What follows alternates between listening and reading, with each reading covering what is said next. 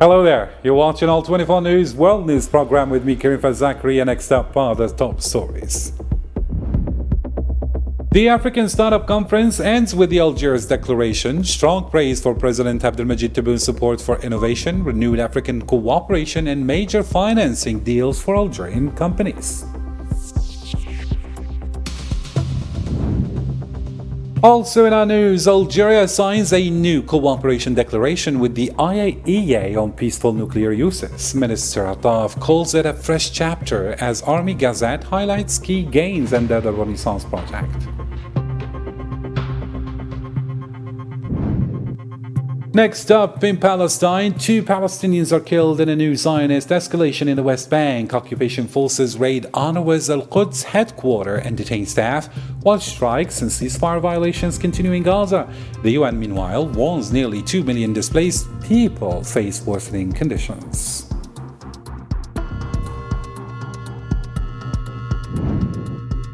And in Sudan, WHO says the Kalugi massacre toll has risen to 114. Sudan's army withdraws from the country's largest oil field after bombing, and the UN urges an immediate ceasefire as Guterres condemns grave abuses by the Rapid Support Forces. The details are right up.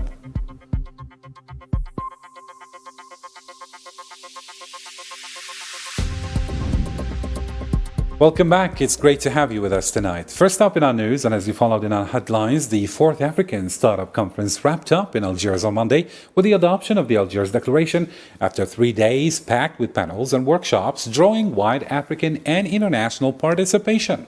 In a first for a continental forum, the final declaration was actually read out using AI technology. African ministers praised President Abdelmajid Tebboune for his steady support of innovation and startups, saying his initiatives, especially those boosting continental financing for new ideas, reflect a strategic vision that positions Algeria as a key driver of a knowledge-based African economy. Infrastructure, linguistic diversity, energy challenges. Expressing our deep gratitude to His Excellency, the President of the People's Democratic Republic of Algeria, for his wise leadership and his vision supporting innovation, economic integration, and African youth. Extending our appreciation to His Excellency, the President of the People's Democratic Republic of Algeria, Mr. Abdelmajid Tebboune, for providing all necessary conditions for the success of this conference, as well as for his initiatives and contributions in support of startups and innovation within an Africa-to-Africa partnership approach. Commending particularly his initiative to establish a dedicated fund for financing African startups as a continental mechanism facilitating access to capital, structuring African venture capital ecosystems, and boosting the growth of high-impact startups across the continent. In the same context, the ministers also announced a new follow-up mechanism to track the progress of emerging African startups. It includes an annual report that measures how far countries are moving on the commitments and recommendations laid out in the Algiers Declaration. Let's have a listen. Our decision to establish a monitoring and evaluation mechanism on the status of African startups, as well as to prepare an annual report on the implementation of commitments and recommendations resulting from the 2024 Algiers Declaration and previous sessions of the African Startup Conference, the strengthening of South-South cooperation, the consolidation of collaborative mechanisms between African ecosystems, and the mobilization of the skills of the African diaspora to accelerate the emergence of competitive African innovations. Finally, the adoption of the Algiers Declaration by the executive bodies of the African Union, by inviting the Executive Council of the African Union to officially adopt the Algiers Declaration of the 4th edition of the African Startup Conference during its 48th ordinary session to be held in February 2026 in Addis Ababa. Reaffirming our determination to implement the provisions of this declaration to strengthen economic growth and achieve sustainable prosperity for the African continent. And on the final day of the African Startup Conference, Algerian startups secured multi-million-dollar sponsorships and investments.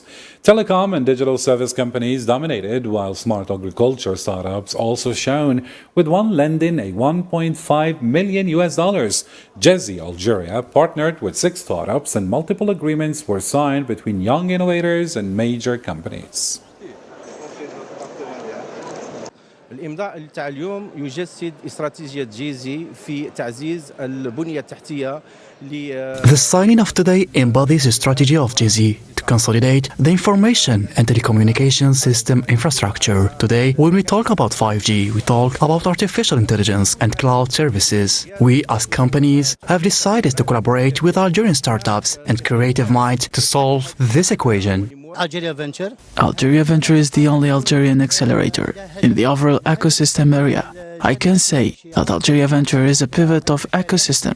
We maintain partnerships with startups, and our goal is always to support them through agreements with major companies like GZ.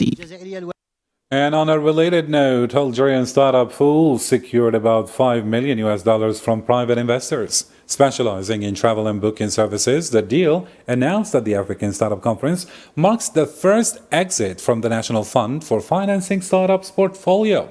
The fund sold its stake, fully recovering its investment and earning an annual return of over 3 times its original input, a first since 2020.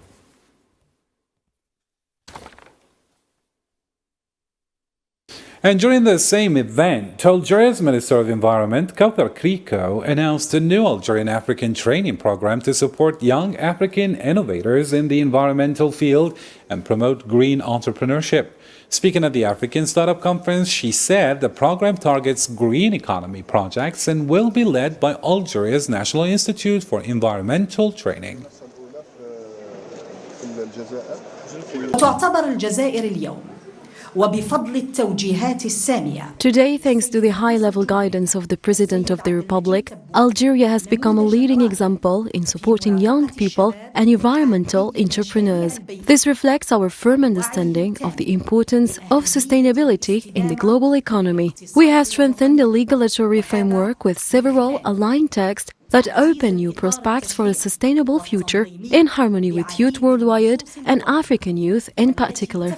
In this context, the Ministry of Environment and Quality of Life, in cooperation with the Ministry of Knowledge Economy and Startups, will continue this approach by launching an Algerian African training program. It will target innovative African youth in the ecological sector, encourage their involvement in environmental entrepreneurship, and help develop their skills in green and diverse forms of innovation through the structures of the National Institute for Environmental Training in line with new global environmental trends. And during the African Startup Conference, we came across countless Algerian success stories across different fields. But one sector has truly shined in recent years.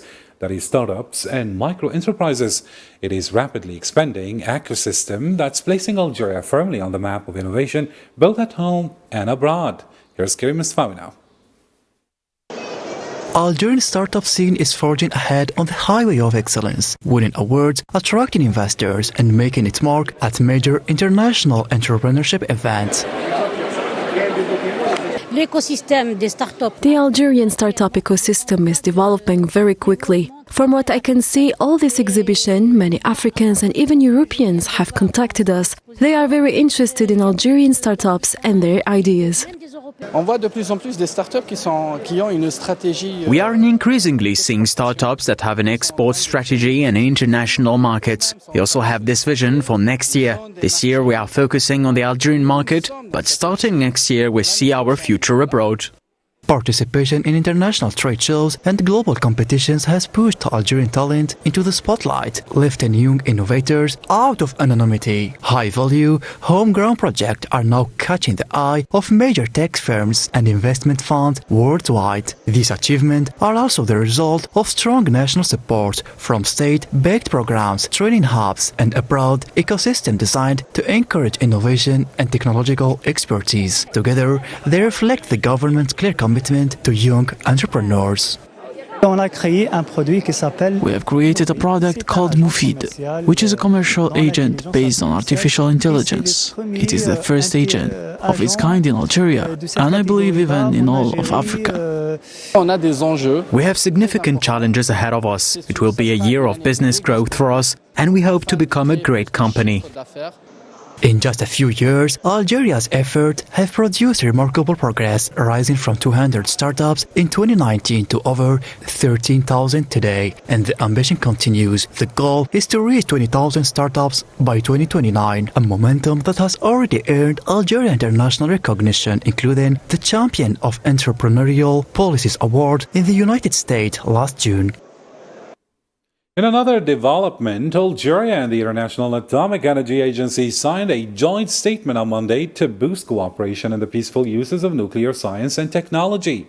The signing followed video conference talks between Algerian Foreign Minister Ahmed Attaf and IAEA Director General Rafael Mariano Grossi. According to the Foreign Ministry, the agreement will strengthen IAEA technical support for Algeria, including studies on using nuclear energy for electricity, health, seawater desalination, and agriculture.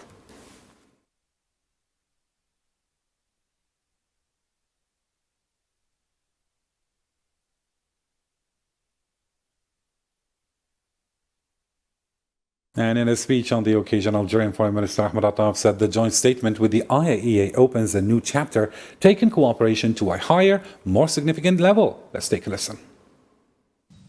Today, we are putting pen to paper on this joint statement. Honestly, it feels like we are, and it is my personal feeling, that we are opening a new chapter with the International Atomic Energy Agency. A bigger chapter, a bolder chapter, and more exciting chapter.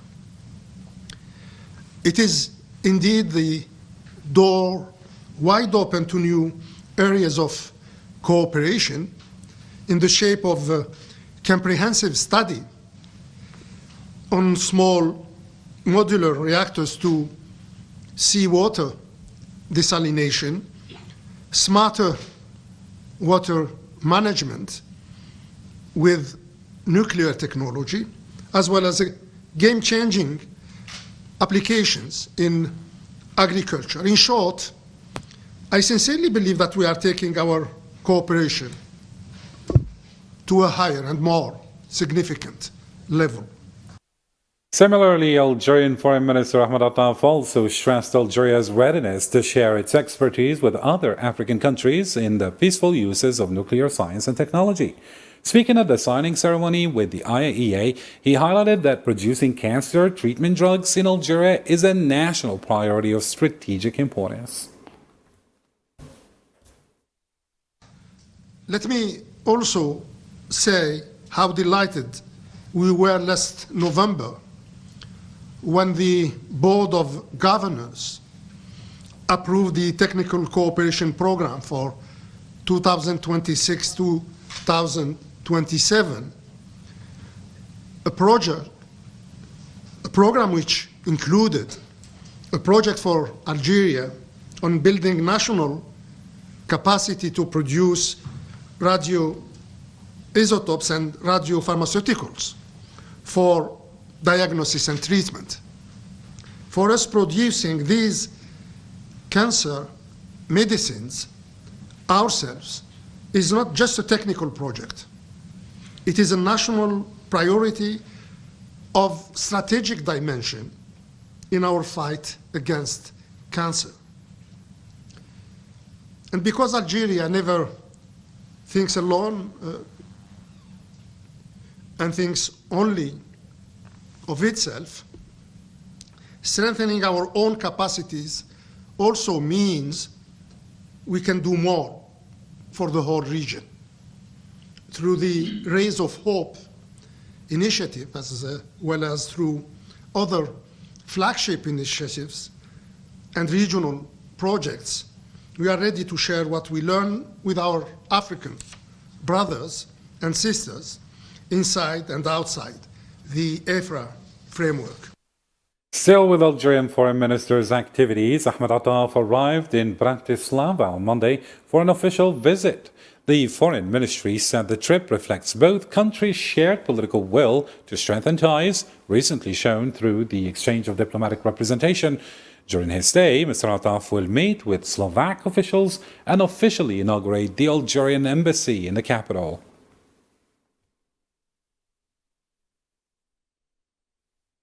Moving on to a different story now, the Algerian Army Gazette El Jaish says the country has made major strides in its national development projects in 2025. Its December editorial highlights strong economic indicators showing Algeria's move toward a diversified economy that creates wealth beyond hydrocarbons. It also notes significant progress in vital sectors and confirms that the country is entering a new economic phase with strategic projects soon reaching production.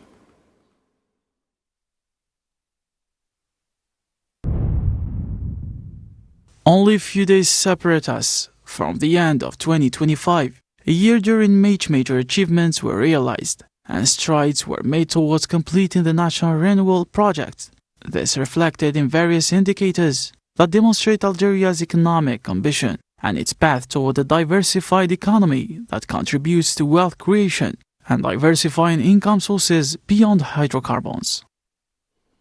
The Algerian Army Gazette's Al Jaish editorial also emphasizes that Algeria's national social approach, inspired by the November 1st declaration, has strengthened the state's power, its independent decision-making, and its regional and international standing as a reliable partner and a force for peace. It highlights Algeria's diplomatic dynamism and the respect it enjoys in international forums thanks to its consistent support for just causes worldwide.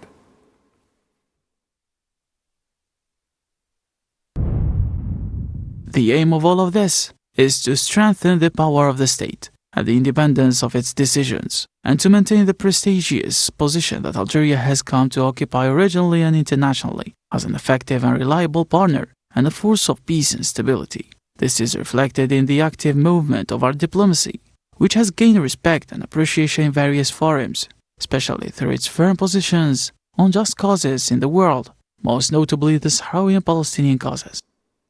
And speaking of just causes, we shift focus to Western Sahara now. Sahrawi President and Polisario Front Secretary General Brahim Ghali urged the European Union to respect European Court of Justice rulings. Speaking at the opening of the Front's 8th National Secretariat session on Monday, Ghali condemned deals with Morocco that exploit Sahrawi resources and called on Spain to take responsibility in completing decolonization instead of siding with Morocco's expansionist policies.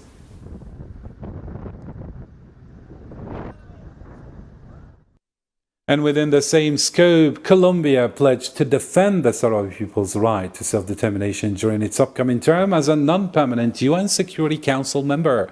President Gustavo Petro, via the Sahrawi embassy, said Colombia will push for a referendum and complete Morocco's decolonization, warning that foreign-imposed solutions violate international law and reaffirming opposition to all forms of colonialism, including economic one.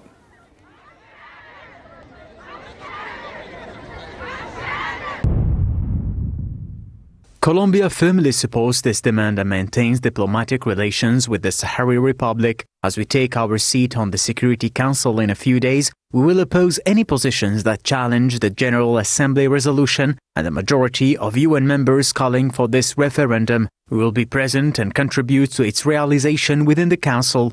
Those who reject this stance are mistaken, for the core principle of human freedom lies in the right of nations to exist with equal legitimacy as any other state. For decades, we have upheld the right of peoples to self-determination, to freely choose their own path without foreign imposition. Colombia stands with the Palestinian and Sahrawi peoples and demands full respect for Morocco. We will not import phosphate from Morocco as it is extracted from a land that does not belong to it. We will uphold this position and work to make it an international standard. Shifting focus to another topical development. The situation in the occupied West Bank remains tense, with widespread Zionist escalation through raids and arrest campaigns. 2 young men were killed by Zionist fire east of Qalqilia, according to the Palestinian Red Crescent, a 21-year-old in the morning and a 19-year-old at night, with their bodies still being withheld. Meanwhile, dozens suffered from tear gas as occupation forces demolished a commercial building northeast of Al-Quds. At least 28 Palestinians, including 2 recently released prisoners, were arrested in raids across Al-Khalil, Nablus, Tul Karam, Al-Quds, Jenin, and Beit Lahem.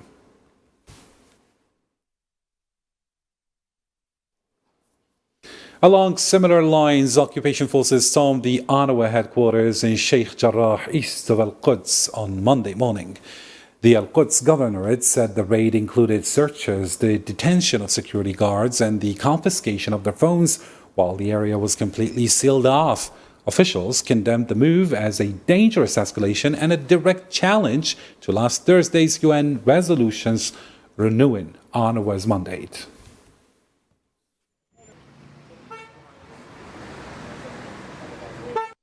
Meanwhile, Zionist forces continued heavy airstrikes across Gaza on Monday, in clear violation of the ceasefire.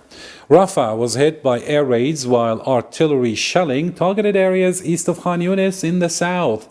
The Gaza Health Ministry reported 5 more deaths and 11 wounded over the past 24 hours, bringing the total death toll since the ceasefire violations began to 376 martyrs and 981 injured. Rescue teams have recovered 626 bodies so far, with 2 more found under rubble, as the ongoing genocidal war has now claimed over 70,000 lives and left more than 171,000 wounded since October 7, 2023.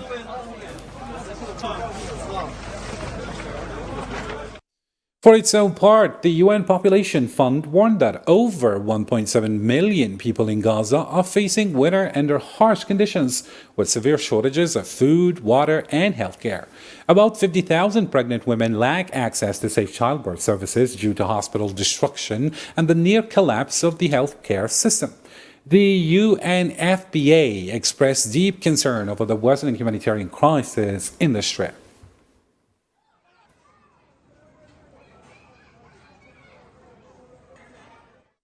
Elsewhere in the Middle East, Syria's Ahmed al-Shara pledged on Monday to build a strong state worthy of its past and present. Speaking at the Umayyad Mosque in Damascus on the first anniversary of the new regime, al-Shara stressed the need for Syria to overcome obstacles and face all challenges head-on.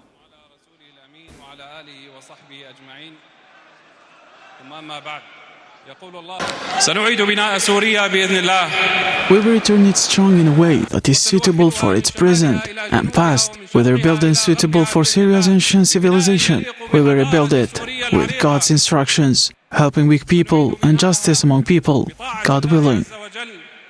On a related account, UN Secretary General Antonio Guterres reaffirmed the UN's commitment to supporting Syrians in achieving a successful political transition. He called on the international community to back the process by respecting Syria's sovereignty, removing reconstruction obstacles, funding humanitarian efforts, and promoting economic development, all to ensure tangible benefits for people on the ground.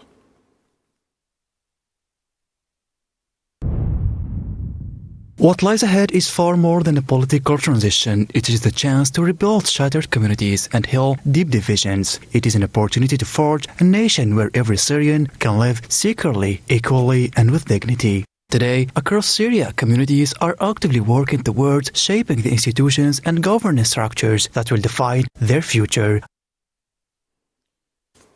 Moving on to another topical story, as you followed in our headlines, the World Health Organization said on Monday that the death toll from the Kellugi massacre in Sudan's South Kordofan has risen to 114, including 63 children.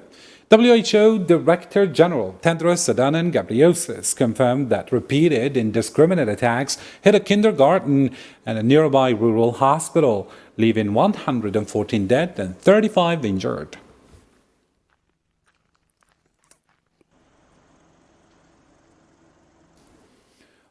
A Sudanese military source said on Monday that the army withdrew from the country's largest oil field after it was bombed by the Rapid Support Forces. Troops evacuated workers from the Heglig oil field in West Kordofan to protect the site, a national asset, and safety measures were activated following repeated drone attacks that caused damage.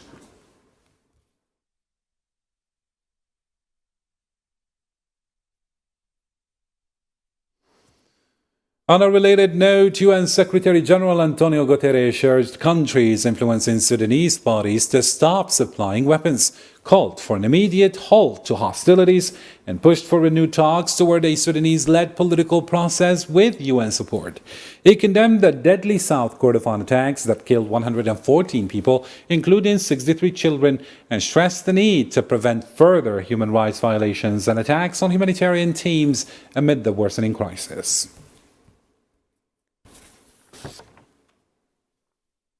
And in a separate development in Africa still, UN Secretary General Antonio Guterres condemned the attempted unconstitutional change of government in Benin on Sunday. In a social media post, he expressed concern and called for full respect for the rule of law and the country's constitution. Fighting in eastern Ukraine is intensifying despite diplomatic efforts. Fresh Russian strikes caused new casualties, with both sides reporting heavy overnight drone attacks and continued battlefield gains. Europe, meanwhile, and the US remain divided on supporting Kiev as negotiations stall. Here's Yassine Riktina.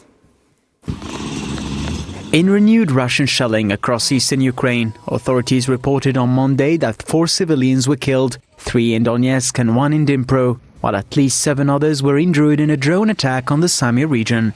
The clashes come as fighting intensifies on several fronts despite ongoing peace talks. The Ukrainian Air Force said its defenses intercepted 131 Russian drones overnight, calling it one of the largest waves of attacks in recent weeks. On the other hand, Russia's defense ministry claimed its forces had downed 171 Ukrainian drones in the past 24 hours. Moscow also announced the capture of 2 towns, Novodanilovka in Zaporizhia region and Chervony in Donetsk, as Russian troops push forward in the east. Meanwhile, in Europe, leaders from 7 EU member states urged the bloc to use frozen Russian assets to fund Ukraine's war effort, but Euroclear CEO Valery Urban wants such a move could threaten financial stability, highlighting deep divisions within the EU over how far member states should go. There is no such thing as free Euroclear money for the EU. It belongs to Euroclear and is tied to repayment claims by the Russian Central Bank. The EU's proposed compensation loan is entirely uncharted and legally questionable territory, and it could pose real risk to financial stability if the bloc proceeds with using frozen Russian assets. In the United States, President Donald Trump said Ukrainian negotiators view Washington's proposal as fair, while claiming President Zelensky has not yet read it. We've been speaking to President Putin, and we've been speaking to Ukrainian leaders, including President Zelensky. And I have to say that I'm a little bit disappointed that President Zelensky hasn't yet read the proposal. That was as of a few hours ago. His people love it. But he has it. Russia's fine with it. Russia, I guess, would rather have the whole country when you think of it. But Russia is, I believe, fine with it. But I'm not sure that Zelensky's fine with it. His people love it. But he hasn't read it. But Ukrainian President Vladimir Zelensky told Bloomberg that negotiators remain divided over key elements of the US brokered plan, especially security guarantees and territorial concessions in Donbass. Despite continued mediation efforts, progress remains slow. And now it's time to catch up on other news stories making headlines with Sofiane Kinturi in the News in Brief.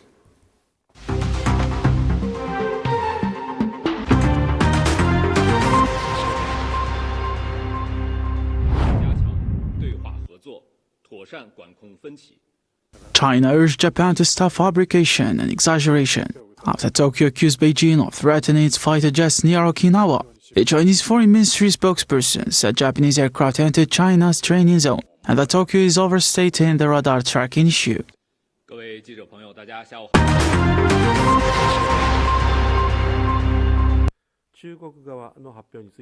Japan earlier summoned the Chinese ambassador to protest the fighter jets incident. A statement from Japan's foreign ministry said Vice Foreign Minister Takiro Funakoshi delivers strong protest to Ambassador Wu Qiangao over what Tokyo described as dangerous and regrettable actions, urging China to ensure they are not repeated.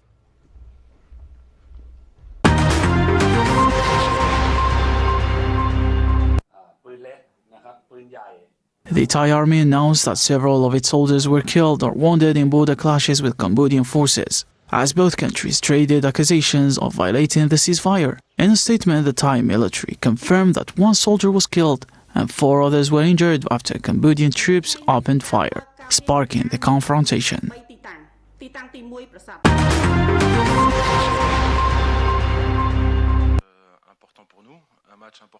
Algeria coach Majid Bouguera said the match against Iraq is crucial for topping the group and continuing the title defense. He confirmed the players are fully ready and confident, expecting a strong tactical performance to secure the 3 points.